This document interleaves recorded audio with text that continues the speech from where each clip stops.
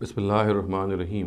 اسلامی عبادات کے ضمن میں جس غلط فہمی کو آج ہم زیر بحث لے کے آئیں گے، اس کا تعلق روزے کے اس مسئلے سے ہے کہ کیا روزہ نہ رکھنے کی کوئی دنیاوی سزا بھی ہے؟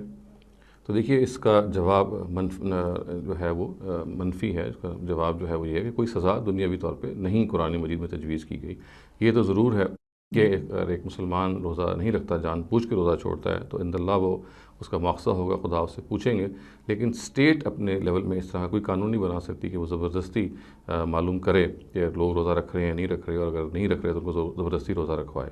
قرآن مجید نے صاف کہہ دیا ہے سورہ توبہ میں کہ جن دین کے مثبت تقاضوں کا زبردستی مطالبہ کیا جا سکتا ہے وہ صرف نماز اور زکوٰۃ ہیں۔ سورہ توبہ میں یہ الفاظ آگے فَإِن تَابُوا وَأَقَامُوا الصَّلَاةَ وَآتَوُا الزَّكَاةَ فَخَلُّوا سَبِيلَهُمْ، یعنی اگر لوگ جو ہیں، یہ ظاہر ہے اس وقت کے بنی اسماعیل مخاطب ہیں، ان کو مخاطب کر کے کہا جا رہا ہے، اور یہ وہ لوگ ہیں کہ جو اگر ایمان نہ لاتے تو ان کے لیے یہ حکم تھا کہ ان کو نیست و نابود کر دیا جائے، تو ان کے بارے میں یہ کہا گیا ہے۔ تو ظاہر ہے کہ ان کے بعد کے لوگوں کا تو یہ بارے میں جو حکم آگے میں بیان کروں گا اس سے بھی زیادہ موضوع ہے کہ ان پہ اس کا اطلاق ہو۔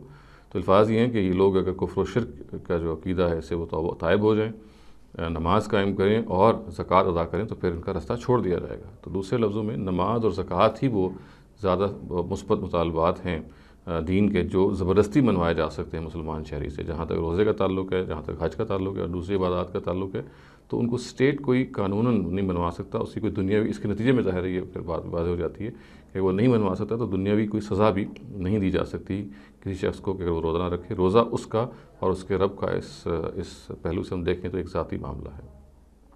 اقول قولی ھذا واستغفر اللہ لی ولکم ولسائر المسلمین والمسلمات۔